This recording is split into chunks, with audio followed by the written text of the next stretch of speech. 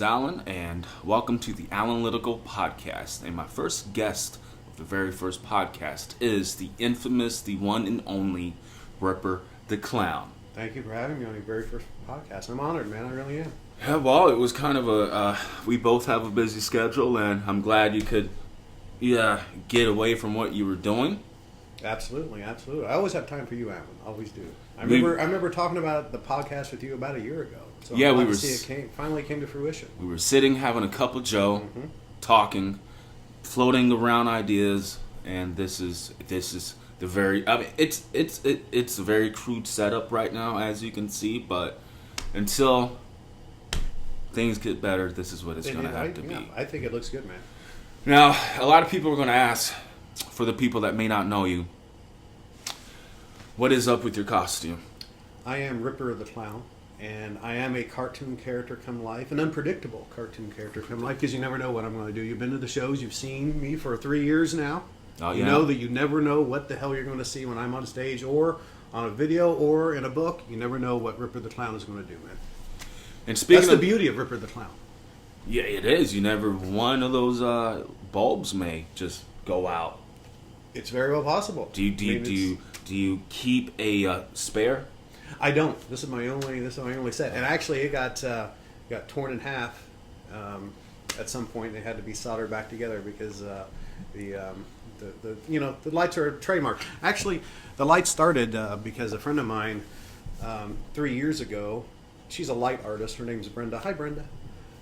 She saw me in my green wig, the debut of Ripper the Clown, Halloween 2012. She's like, "You look like a Christmas tree." I saw that green wig. Yes, you did. And she's a light artist, and I had always told her before that point, hey, when she has a show, like, put me in lights head to toe. I'll be a walking exhibit of your work. We never did that, but when she said that about the Christmas tree, I was like, I'm going to wrap Christmas lights around my head, my wig, for you. And I did that several times, and she could never make it to the shows. So I kept doing it, and the prolonged joke was, oh, it's March, and I'm a lazy ass. I haven't taken my Christmas lights down I don't take down my Christmas exactly. lights, even if they're on me. Yeah, so after she saw it, I stopped wearing it, and then about a year later, when Christmas came around, I threw them on again, and everyone really liked it. And going out, it seemed to attract people to the character even more, so I was like, okay, the Christmas lights are like a 24/7, 352 days out of the year gimmick at this point. And they are. If you ever see this guy, he is probably... Matter of fact, the first time I've seen him without his get-up on, I had no idea who he was. He came up to me. He was like, "Hey, Alan." I was like, "Huh?" You know, I love that because it's funny. And it may seem elementary, but either people instantly recognize me out of gimmick, or they have no clue who I am. Yeah, exactly. And again, that may sound elementary, but it's fun to experience that. You are like one of those El Luchador wrestlers that always have a mask on. That people often don't see them without their mask. Yeah. Because it's a tradition, a long tradition. Yep. Now, you said books. Yes. Can you talk about some of the books that you've done? Ripper the Clown, actually, I'm talking as my alter ego Jake now. A break character. He's breaking character just for you. He's I really do that. Ripper the Clown started, he was a dead wrestler in my first fiction book, which is entitled Dead Wrestlers, Broken Necks, and the Women Who Screwed Me Over. And he was just mentioned in a couple paragraphs. And actually, how I got the name was, I was... I'm going to hold one of these up real quick. Yeah, I needed I wanted the name for a clown. I wanted it to be really... This thing must mean it did really well. Yeah, it did. I wanted the name for the clown to be really harsh in relation to the clown. I wanted the name. You know, and typically clowns like Spiffy or whatever the case may be. Spiffy the clown, Bozo the clown, whatever. I wanted something juxtaposed with the clown that sounded harsh, gritty, and nasty. And I had just been to the library at a book sale, and there was a stack of books there, and I didn't know what I was going to name the clown. I started flipping through the books, and there's a Jack the Ripper book there. I was like, there, Ripper the Clown. And, you know, I still got that book. I found it the other day. And I was like, wow, this book should kind of have a prominent place in my library, even though I started reading. It's kind of crappy, but it has a special meaning to me because that's how I named the character. You know, it has, with the name Ripper the Clown, I bet some people have seen your performances and before going in thought that maybe it would be a little bit more grotesque. I've heard Because that. of Yes, the name. Yeah. people don't know about Ripper the Yeah. Clown. You know, he was a madman. That he wasn't actually a clown. He was just a madman that went around killing women. You mean Jack the Ripper? Jack the Ripper. Yeah. London in the late 1800s. And so, yeah, I mean, a lot of people have suggested I do a horror movie type of thing. But, you know, I like doing the characters I have. You know, I could do a scary type of clown, but I don't like that. Mm-hmm. But at the same time, the name Ripper the Clown, I think, suits the character. So after that first book, it just stuck in my mind. I was like, I like the name Ripper the Clown, just the way it sounded. So I released 2 books a year later simultaneously. We Leave With Our Guns Out, a short story collection, and then a crime fiction novel called Living Well Is the Best Revenge. And I decided that my trademark was going to be Ripper the Clown was going to appear in every single book. Again, just because I like the name. So Look at that 5-star review. And that book is one of my favorites. I really had a ball writing it, and I love it's written as if it's true crime. And even though I tell people it's true crime, it's fiction, I still have probably 90% of the in-person readers that I meet will come up to me later saying, I believe that was real. And I actually Googled it to see, It was written so well. Okay, here's a funny story about that book. I emailed Steve Stollier, who was Groucho Marx's secretary, Mm-hmm. and I saw that they re-released the book. I wrote to him, said, hey, you know, I like your book, blah, blah, blah. He emailed me back. We had a brief correspondence. I sent him that book. I sent him an e-copy of it. And he sent me an email back, and he'd read it, and he loved it. He said that he thought it was fiction. I mean, he thought it was true crime. Again, even though I told him it was fiction, he thought it was real until he saw that I'd used the character name of Grady Sutton from W.C. Fields' movie The Bank Dick, Mm-hmm. which was Ogilvy as one of the character names. He said at that point he realized it was fiction. So that was cool to have Groucho Marx's secretary read my book and like it. But so anyway, Ripper the Clown, you know, he appeared in those 2 books, and then my 4th short story novel, What You Are, he had a more prominent role. And as the character started gaining momentum, you know, at local shows, online, you know, on YouTube videos, I decided that I needed to make that character like the center of my literary universe. So that's when I released the zombie novel, The Life and Mimes, and Zombie Apocalypse of Ripper the Clown, and then the sequel, The Life and Mimes and Various Times of Ripper the Clown, which is a time travel comedy novel. And this one, you saw the sticker on it, this one's won 8 literary awards, the Indie Book Awards, New England, Halloween in the LA. The books get around. Hollywood, London, England, and then this one's won 2 literary awards as well. So How do you feel about that? Now, as a performer, author, now when you write these books or when you have an idea to write a book, do you feel the pressure that your next book has to perform just as well as the previous one, and if it didn't, and if it wasn't received well, you know, would it hurt your ego? I felt that way initially. You know, when the Dead Wrestlers, Broken Necks, and the Women Who Screwed Me Over came out, I had just written a true crime novel, co-authored a true crime novel with an Illinois State Police officer, and I felt that pressure from that book. When Dead Wrestlers came out, I felt that. And even when the second 2 came out, I kind of felt the same way. But at this point in time, it's kind of like my videos or my stand-up comedy. They all kind of lump together at this point, in my opinion.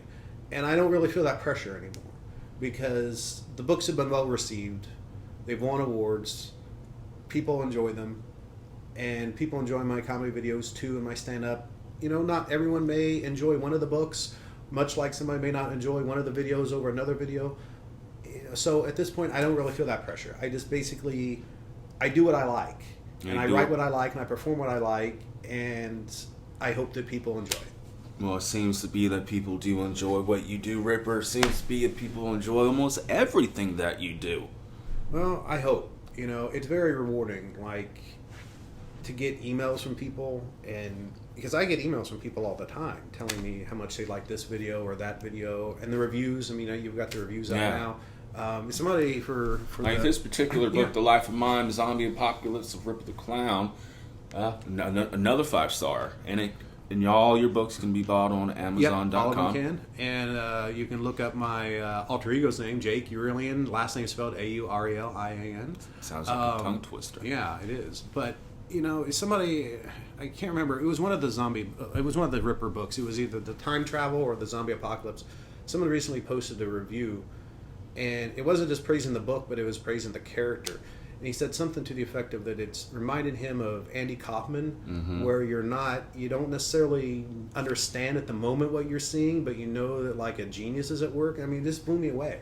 I mean, it's just really like 3 years ago when I started doing this, I had no clue. Yeah. Like I had no clue. And there for a while, I mean, there were some negative things that occurred, and of course, as they won't say no names, as they tend to.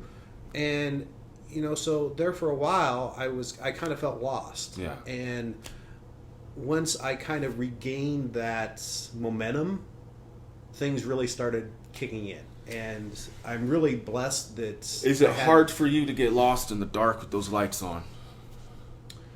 The lights give me no light.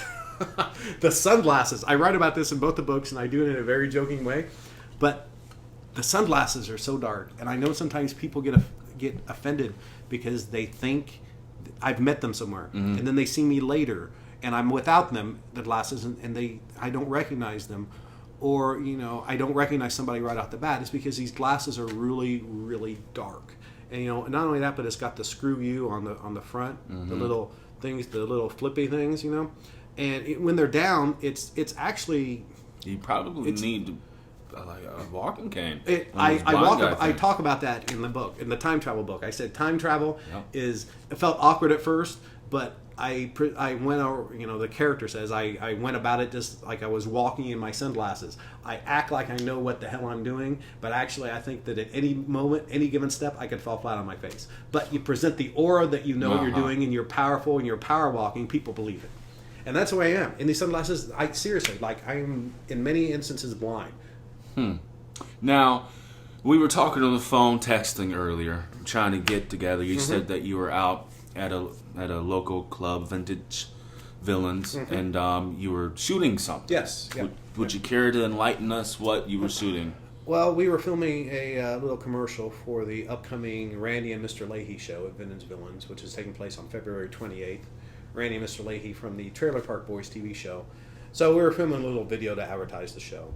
And so yeah, it's doing videos and being on location. My cameraman's here, Albert. I gotta give my he's off camera, but I gotta give my respect and admiration to this man who has pretty much filmed me since year 2, and he's put up with a lot, and he's gone to pretty much every shoot, and he's done so selflessly.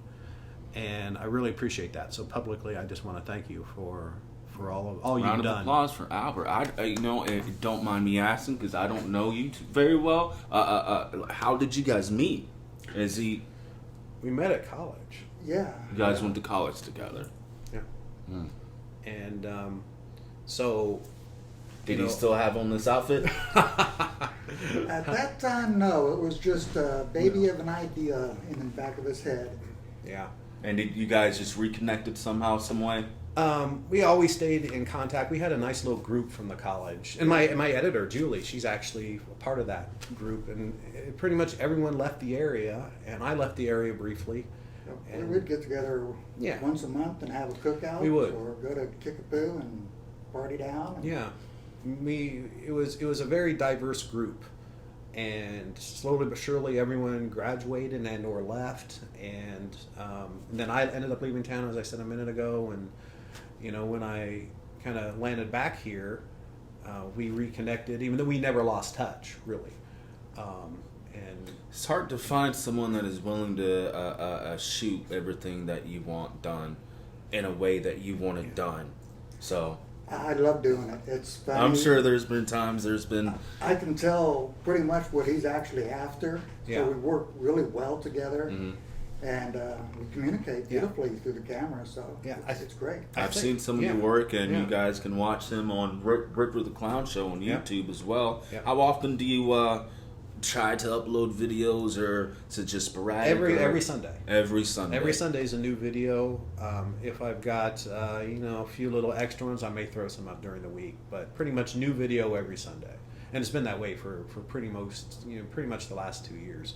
And what I will say, what you just said, Albert, about working well together, we really have. I mean, those first couple videos, I look at them now, and they were kind of raw, but And just getting our feet wet. Yeah, but when we started doing the editing and the more complex situational videos, I think we really clicked really well with the fact that I could just throw an idea at you. Hey, I want to do this and this and this, and you know how to film it. And it's almost at the point where, like, we've worked together for 2 years.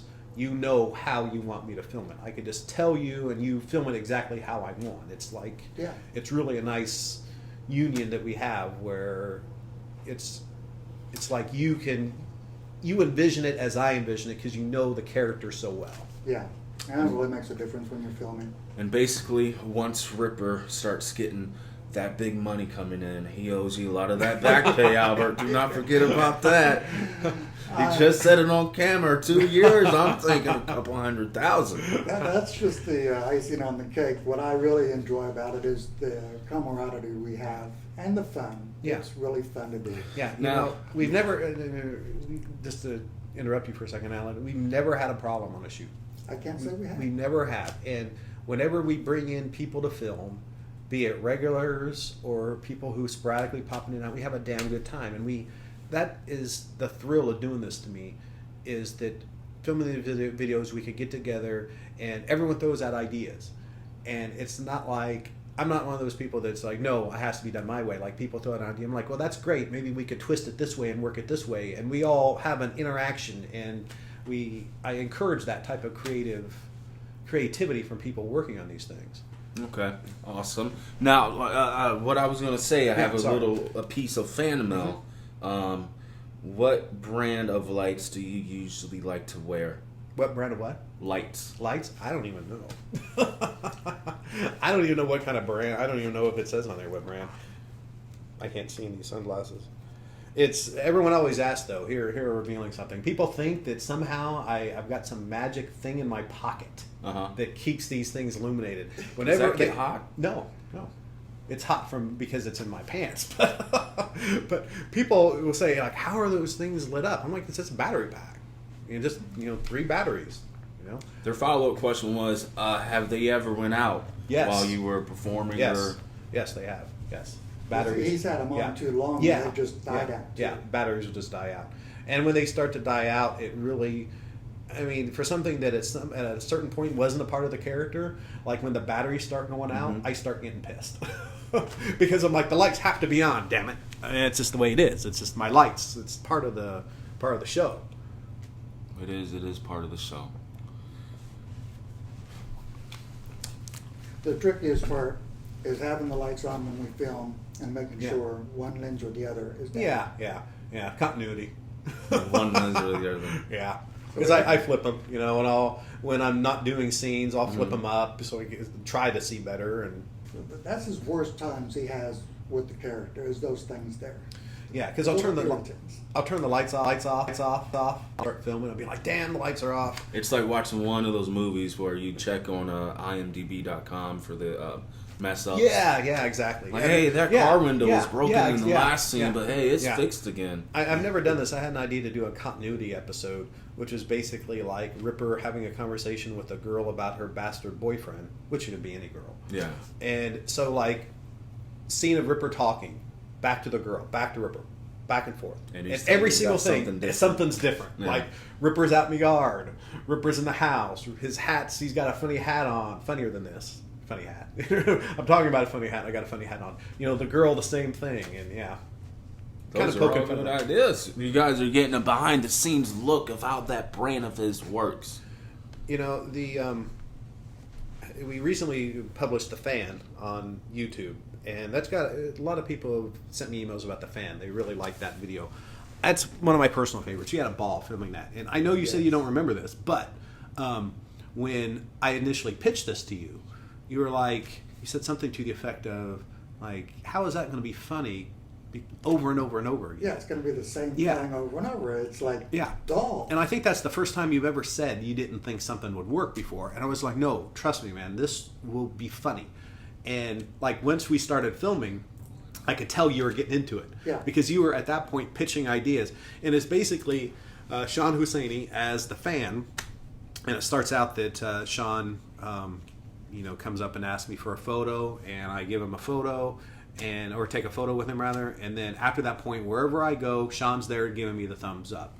And the reason I mentioned that was because you had, you said, the creativity, the ideas. That video was actually written. I was over in Champaign on Halloween downtown with Sean, and we were walking in front of the Esquire, and he made some sort of a comment about giving thumbs up to somebody. And he gave this really goofy grin and this grunt, with the thumbs up. I was like, do that again. And so he had his hood on too. So he stopped, and I'm like, do that again. And he's like, And I was like, oh man, that's goddamn funny. And so I was like, we got to do a video with this. And literally, we were at the Esquire, and we're walking down in front of the blind pig, and we're crossing over to the monkey. And by the time we reached the monkey, just walking, I had this whole thing written. And it's just like how... And, some of the greatest things just come out of nowhere sometimes. It's the same way with the books. Every book that I've written... the first We're watching book, the video. Okay, in the yeah. background. The short story collection, Dead Wrestlers and Broken Necks and Women Who Screwed Me Over, I wrote that over a period of time. Most of the other books I've written in big clumps of time. And when I mean clumps of time, I mean nonstop writing for a month or 6 weeks or 2 months. In relation, again, to the other one that was written in spotty chunks over a few years. Quick question. Yeah. Stylistically, as someone that likes to write, was there someone that you looked up to as an author? I never or was did. it just something you just started doing on your own? People have, in college, somebody compared my writing to Hunter S. Thompson, my editor at Buzz Magazine. Hi, Josh. Haven't seen you in a long time. And then after Dead Wrestlers came out, somebody compared my work to Anthony Bourdain. Both of those are huge compliments to me. Yes. But in answer to your question, I wanted to be a fiction writer for a long time. Therefore, I did not read a lot of fiction or even read a lot at all, unless it was a college assignment. And the reason was I wanted to find my own voice, and I didn't want to have any author somehow their style rubbing off on me. Yeah, even if you didn't know subconsciously that this was actually this person's idea. Yeah. I didn't want, just stylistically, I did not want to read anyone else's work because I felt as though doing so would corrupt my creativity. That's how sometimes I feel as someone that does comedy. I watch so much comedy that I sometimes feel like if I'll write something down, but I'm like, have I heard this somewhere else before? Yeah. And for me, it wasn't necessarily ideas; it was just stylistically. And so once I found my voice in Dead Wrestlers and Broken Necks and Women Who Screwed Me Over, that's when I started reading other people's books because I felt as though I had found my voice and I could do that now. And so when I was in college, I always resented having to read authors just because I did not want to be influenced by anyone. I wanted to find that voice. And actually, you could go back and say I kind of found that voice at Buzz Magazine because I was given a lot of leeway there to write whatever I wanted, which was really great to me. It was one of the best working environments I've ever had. But at the same time, after I left Buzz Magazine and graduated, I got a job. Yeah. And I stopped writing. And it was only when I started writing again when I found that voice that has the traces back to Buzz Magazine, basically. But regarding just writing a book, I mean, it's just to me, it's just like a bombardment. I just recently wrote the third book in the Ripper trilogy. So we went from zombie comedy to time travel comedy, and the next one is an alien comedy, Alien Abduction. And I had been taking notes on that for about 6 to 9 months. Had a pretty good collection of notes, and just reached a certain point in time. I was like, okay, I'm ready to sit down and write this, and it turned into just like writing that video in my head. You know, the fan, writing it just in that little half a block walk or so from one bar to the next. Writing the books in the recent past, it's just been like a bombardment of creativity. Like 24 hours a day, 7 days a week. I'll wake up in the middle of the night and think, this word should go there instead of this word. It's weird. And it's positive. I love it. But at the same time, it's so intense that it's hard on me. Sometimes I'm sure you can't sleep. Yeah, and it's hard on me to like go out, because having a conversation with a friend or family member or even a stranger, I can get an idea, and I'm like getting my phone out. You and gotta I'm like, go. I'm the same way. Yeah. You write down a little excerpt of something, and then you get it home, and it just says "fly" on the wall, and you're like, "What the heck does that?" I know.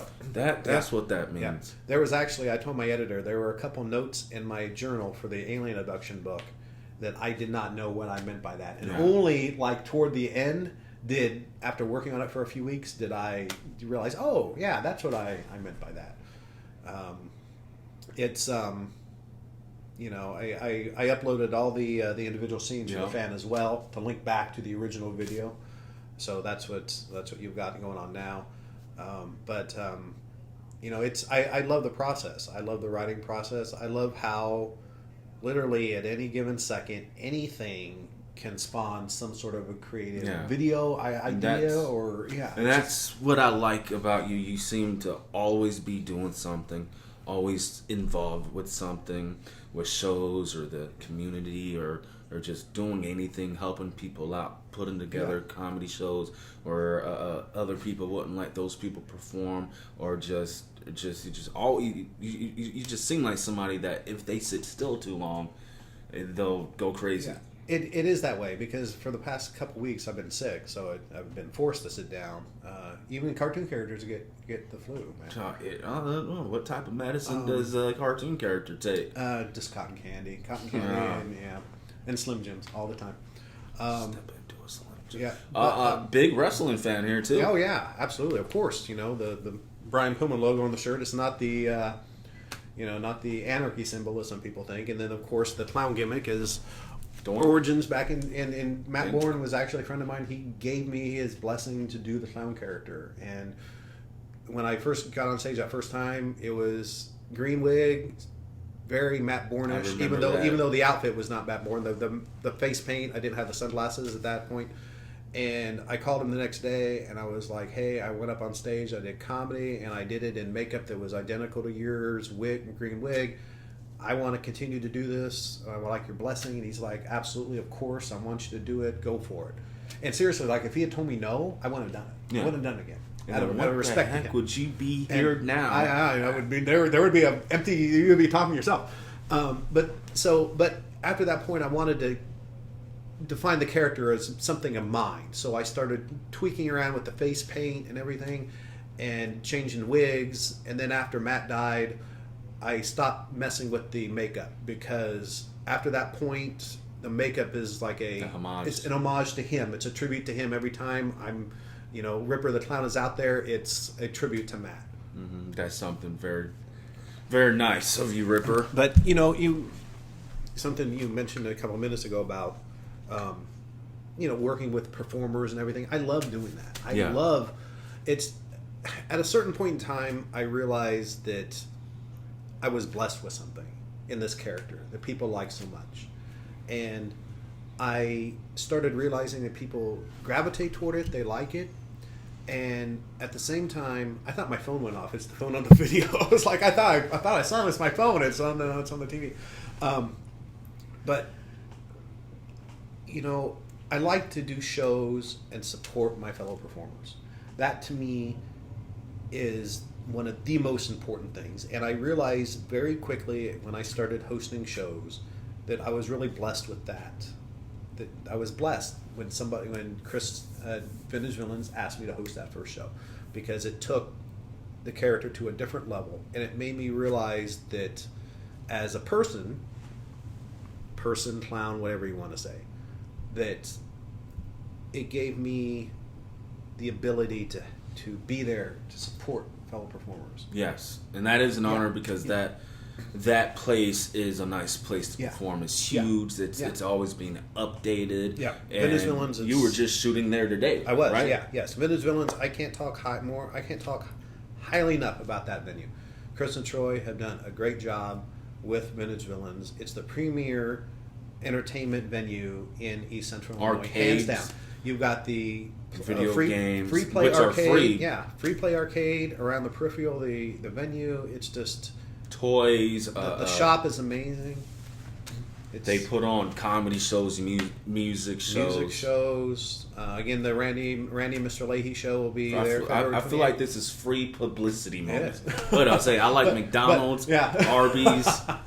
But being able to interact with performers and support them and provide a show for them, and it on a personal level, a lot of people start doing stand-up comedy or whatever, and the culture, the subculture, so to speak, makes them into crappy people. And we all know people who have turned crappy. Yes, we do. Because they're on stage. Yes. And for me, it's made me a better person. Mm-hmm. Not that I was a horrible person before, but it's made me because I wasn't. Seeing that type of negativity. Yeah. It made me realize, and again, not that I was a bad person before, but it made me realize, it made me a better person because it made me realize that with this character that I have, it's a gift, like you just said, and that I need to use it to help others as much as I can.